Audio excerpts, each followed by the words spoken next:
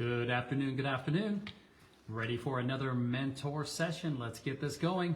Gotta say, check out the t-shirt that everybody's gonna receive at AO Summer Social. Limited edition, baby. Just for those people coming to Summer Social. You better be here, you're not gonna get one of these. Okay, here we go with the first question. Eric says, is it an HR problem to tell team members to eat breakfast, lunch, and take care of their personal vehicles? The background is we are in the business of giving people their homes back from the invasion of rats. Over the years, I've noticed our team members usually don't eat breakfast or lunch and their personal vehicles don't get maintained. This has caused a lack of energy and forgetfulness throughout the day and missed days from not able to drive to work.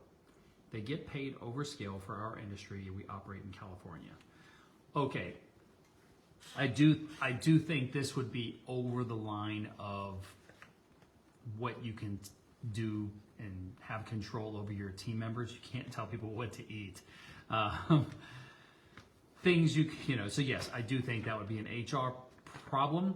However, to confirm it, every small business owner, every business that has employees that are W-2 should have access to a human resources consultant. I'm gonna have a couple mentors answer this, and I'm also gonna have Marcia, who's an HR person, so she's gonna be able to give you the real answer from an HR perspective, but just being around for long enough in business, I can tell you that would be over the line. Some things you could do is incentivize and say that you're gonna do spot checks and anybody that wants to earn bonuses, or you could offer meals for your team members instead of paying over scale and you're missing out on productivity because they're not taking care of themselves. Go ahead and provide paid breakfast, paid lunches, whatever it might be. Make sure you have them take off breaks. Try to find some innovative ways to get them taking care of themselves. Maybe run some health challenges within your company. But from a boss to an employee, you certainly can't dictate what somebody eats and how somebody's gonna take care of their car. I think if you even intimated to that in a wrong way, you'd probably turn off and piss off employees more than you'd motivate them. If you take that little bit of mentor role and they respect you and they trust you really well, and they look at you as though you're taking them under their wing, kind of like how our mentors and members are here, maybe they might be open to the idea of you giving them suggestions, but we have to be, that's definitely a fine line that you're treading there. Okay, the next question comes from James, and James says, where can I find a temporary assistant to perform a repetitive, although necessary task? The background is to improve SEO searchability. I am revamping my website, and part of that includes recreating over 400 posts. It's a pretty step-by-step thing that doesn't involve too much thinking, but after doing about 40 of these, I realize my time is better spent elsewhere on my business. If it were me, I would look at Upwork, www.upwork.com. Be very specific what you're looking for, estimate the number of hours, what amount you're willing to pay, and I'm sure there's some people overseas that would be more than happy to fill that for you. Next question comes from Kristen. And Kristen says, what are some ways an entrepreneur who is in a stage that requires working 60 to 70 hours a week can also plan some downtime for thinking of fresh ideas? The background is the amount of time I'm working on growing my online business is not sustainable, but necessary for now. I also know that when I have some free time, I'm better able to come up with some innovative solutions and growth ideas. I imagine this conundrum is not unique. Curious how others have handled it. Well, as somebody who went through it, and I've got about 8 different mentors answering this for you, as somebody who went through it, the key phrase that I see in your description is, it's not sustainable, but necessary for now. There you go. It's necessary for now, and it's going to be necessary for as long as you have to actually do it, which is more motivation and incentive to do what you're doing and work on increasing your sales revenues so that you can go ahead and start delegating, bringing on team members while still maintaining your profit margins in order for you to have some more flexibility of time. I say this all the time. It really isn't until you get to a 7-figure business and beyond and have somewhere between 6 to 12 people working for you on your team, working with you on your team. We as entrepreneurs truly get to experience the feeling of time independence and flexibility and freedom and financial independence to some extent. Varies on the business, but $1 million is when it really starts to tick and you can start experiencing it. Talk to Heather, talk to Nick, talk to Jonathan, talk to Todd, talk to a few of the people that have been in AO for a while and have now gotten to 7 figures, and they will be the first to tell you it really wasn't until they hit that 7 figures and beyond that they started to experience that. So that's the key phrase. It's not sustainable, and it doesn't have to be, but it's necessary for now. I would keep telling myself, this is necessary for now. Also keep in mind, is it necessary for you to work that 10 hours a day every single day, Monday through Friday, or 12 hours? If there are some days that you can say, I'm taking all day Sunday off, and that gives you some flexibility, or I'm not going to even turn the clock on for work until 8 o'clock in the morning, whatever it might be, you can still find some time to think strategically about the business and work on the business, and it will grow. That strategic thinking, working on the business, that time allotment will grow as your revenues in the business grows. Okay? Hope that helps.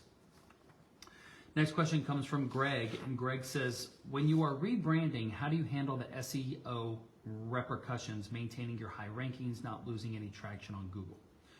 The background is I've been in business for about 18 years, and I have a top placement in Google for many of the locations and keywords I need. I'm rebranding for a few reasons and expanding my business. My business name now, Mandel Web Design, has a few flaws.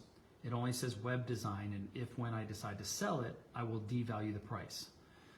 So I'm rebranding and expanding. When I do that, I want to keep all my listings on Google. Obviously, that is the one thing that scares me. I know I can change the name of my Google business listing, so I'm okay with that. It's the page rankings I have for now. Thank you.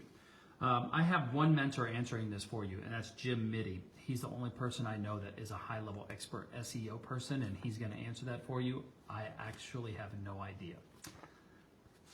One of the benefits of being involved in AO, hopefully we have at least one mentor or someone in our network that's going to be able to answer this question from a high-level expert perspective. So Jim will get to that. Next question comes from Trent, and Trent says, how can I efficiently advertise while on a budget? The background is I work in commercial real estate and specialize in medical, dental offices, and clinics. My company consists of myself and my father, who has worked in the industry for more than 25 years. I've come to find that his business primarily revolves around referrals, and while this works for him, it doesn't work for someone like myself who is new in the industry. We don't have a large corporate-sized budget, so expensive SEO options and similarly priced tools are hard to justify. I know advertising is of huge importance and want to utilize it however I can, but I'd like to do so while staying under a budget of about $15,000 a year or less. Okay, so my first question is it's not necessarily about the amount of money we spend, it's really about the amount of return on investment that we get. And unfortunately, it's really challenging to say, I'm gonna spend $3,000 and I need to make more than that. In the beginning stages, it takes a good 90 days minimum when you're starting any type of marketing program to start getting any type of results. And that is very, very, very painful to a startup business from a cash flow perspective. It's painful. And here's the thing, it's so painful that it might not even work out. And you have to go back to the drawing board and try something new. And that's even more painful. But that's part of advertising and marketing, is to try to find where your money is best spent from a marketing perspective to get that return on ad spend. And then once you get that return on ad spend to 3x, maybe 2.5 to 3x on every dollar, then you can start pressing the gas and putting more money towards it to see if those conversions and if that ROAS stays the same as you put more dollars into it. It's painful. Marketing is very painful. So I would focus less on the amount of money that you're going to spend and focus on, I'm going to spend as much money that's needed to start getting that return on ad spend. The next thing is while you're doing this on a budget, listen, the best way to sell and market on a budget is to pick up the phone and start doing as much networking and outbound sales calls as you can. And so that's what I would do. I would try to figure out where you can put together your lead list and start an outbound sales program where you're picking up the phone or you're doing appointments or whatever it might be. The cheapest form is sometimes just getting out there and networking and making phone calls. Okay. All right. The next question comes from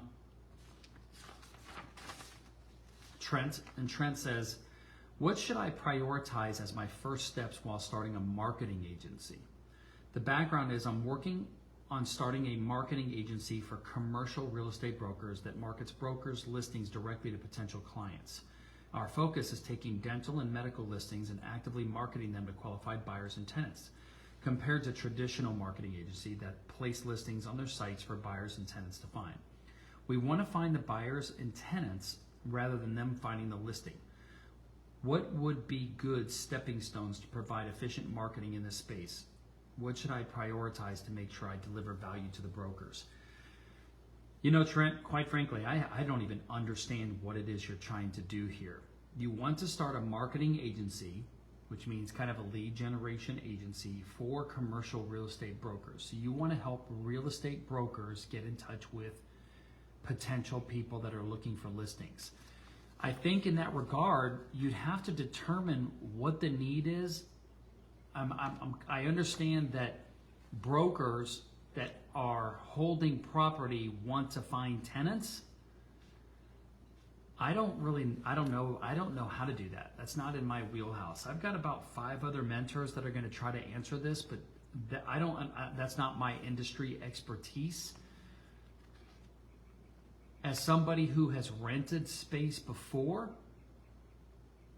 I don't know how somebody could market to me unless they knew that I was looking. And the only way they would know that I was looking is if I reached out to an agent and said, "Hey, can you help me find some space?" So I don't know any other way around that. That I don't know, but I've got some other mentors answering this for you, but you stumped me on this one. I don't really know how you would find buyers and tenants until they actually announce that they're looking for it. I don't know that one. That's a good question. Hopefully some of the other mentors, I've got 5 mentors answering this for you that might have some suggestions, but that one I don't have an answer for. Okay, the next question comes from Greg, and Greg says, "How do you do market research?" The background is I'd like to get a competitive analysis of what I charge versus what competitors charge. I've tried price shopping, but my main product is websites, and finding out what my competitors charge isn't easy. They need to set up a consult and ask me lots of questions. Is there a way to do this for other like companies in my area so I can find out if I'm not charging enough? Okay, I've got about 5 mentors answering this one. Whew.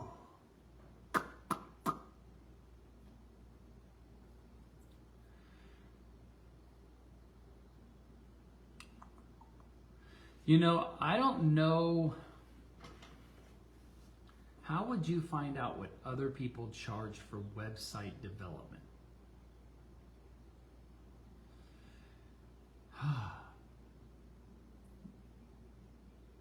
You know, I tell you,